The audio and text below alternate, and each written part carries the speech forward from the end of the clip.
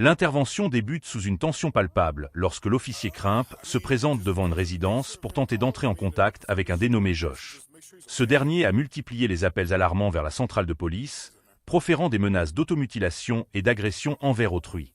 À l'entrée, l'officier est accueilli par une parente de Josh qui semble minimiser la situation, affirmant qu'il est en train de se reposer. Okay.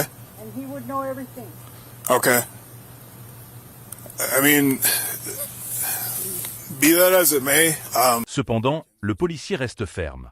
En raison de la nature des appels et des menaces proférées, il a l'obligation légale de s'assurer du bien-être de Josh de vive voix.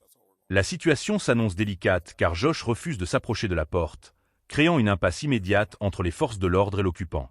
Le contexte criminel de Josh alourdit considérablement l'atmosphère. L'officier apprend qu'il fait l'objet d'un mandat d'arrêt actif pour violation de probation, APO hold, lié à une condamnation antérieure pour agression aggravée. Ce passif violent, couplé à son instabilité mentale actuelle, pousse les policiers à envisager le pire. Ils discutent en aparté de la nécessité d'obtenir un mandat de perquisition pour pénétrer de force dans la maison si Josh persiste à se barricader.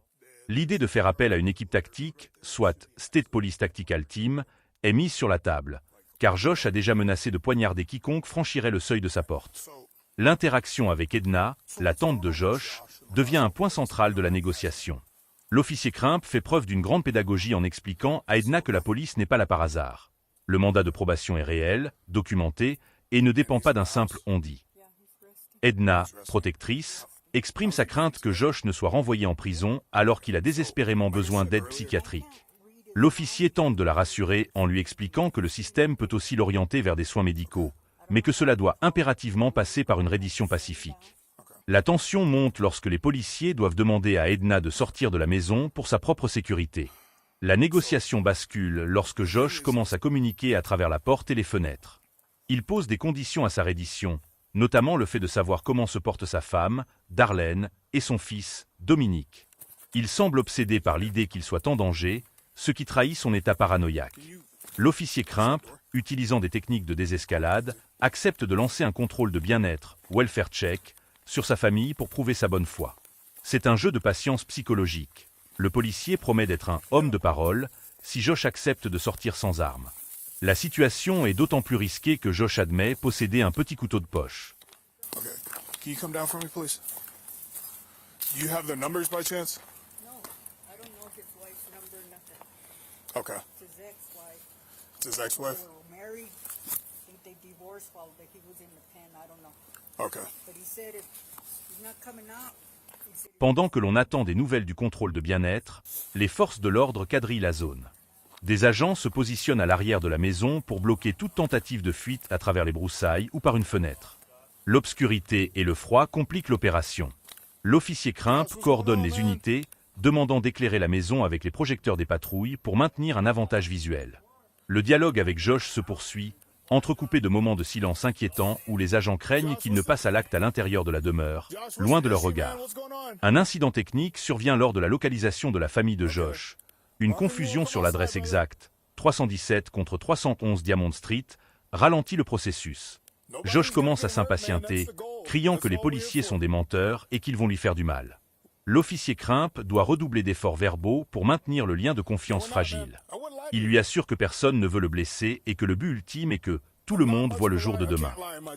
Cette phase de l'intervention illustre la difficulté pour la police de gérer des individus en pleine crise de psychose qui interprètent chaque geste comme une menace. Finalement, après de longues minutes d'incertitude, un contact téléphonique est établi entre Josh et les négociateurs. Il accepte de sortir si on lui permet de remettre son portefeuille à sa tante Edna, qui attend dans une voiture de police pour rester au chaud. L'officier Crimp accepte cette condition symbolique. Josh apparaît enfin sur le porche, les mains levées, mais extrêmement nerveux. Il demande pourquoi les policiers ont leurs armes dégainées. L'officier lui répond avec honnêteté « Parce qu'on nous a dit que tu avais des couteaux ». Ce dialogue de vérité permet de faire baisser la tension juste assez pour que Josh descende les marches. La reddition se déroule sous haute surveillance. Josh, bien qu'obéissant, reste sur la défensive, craignant d'être abattu à tout moment. Il possède une lampe de poche dans les mains, que les policiers lui ordonnent de manipuler avec précaution.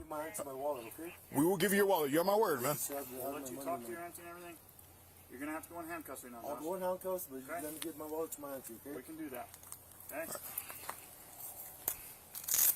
Thank you, Josh. Appreciate it. Une fois au sol, il est menotté sans incident. L'officier Crump le félicite pour son courage et sa coopération, soulignant que tout se passe beaucoup mieux quand c'est pacifique. You know the last part of your social Josh security number, insiste pour parler à sa tante avant d'être emmené.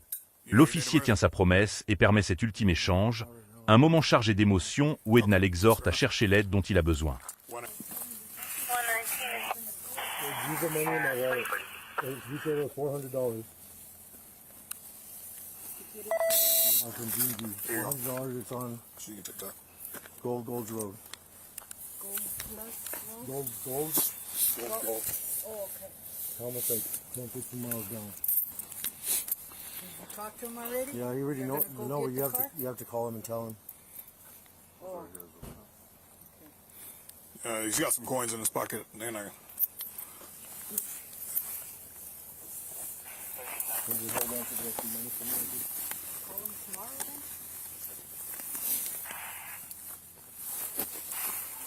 L'épilogue de l'intervention montre la prise en charge médicale et judiciaire de Josh.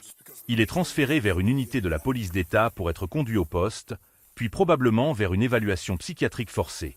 Les officiers discutent des détails logistiques, comme la gestion de sa voiture et les objets qu'il avait sur lui. Malgré la violence potentielle de la situation initiale, l'absence de blessés est une victoire pour les agents impliqués. L'officier Crump conclut l'intervention en remerciant Edna pour sa patience, tout en restant conscient que le chemin sera long pour Josh. Ce récit met en lumière les défis colossaux de la police moderne face aux crises de santé mentale. L'équilibre entre la fermeté nécessaire pour exécuter un mandat d'arrêt et la compassion requise pour gérer un individu suicidaire est ténue. Dans ce cas précis, l'utilisation de la négociation basée sur les liens familiaux et la transparence a permis d'éviter un assaut tactique qui aurait pu se terminer de manière tragique. C'est une illustration parfaite du rôle de médiateur de crise que les policiers doivent de plus en plus endosser au détriment de leur rôle purement répressif. which one? Where am I going? Say please gonna take you up to our PD. Am I going to jail? Yes, sir, because you have the APO hold, man.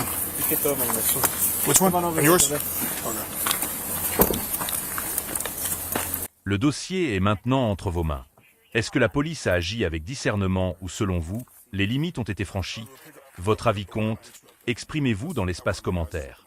Pour soutenir notre travail de documentation, n'oubliez pas de laisser un pouce bleu et de vous abonner à Bodycam Dossier. On se retrouve très vite pour une prochaine analyse.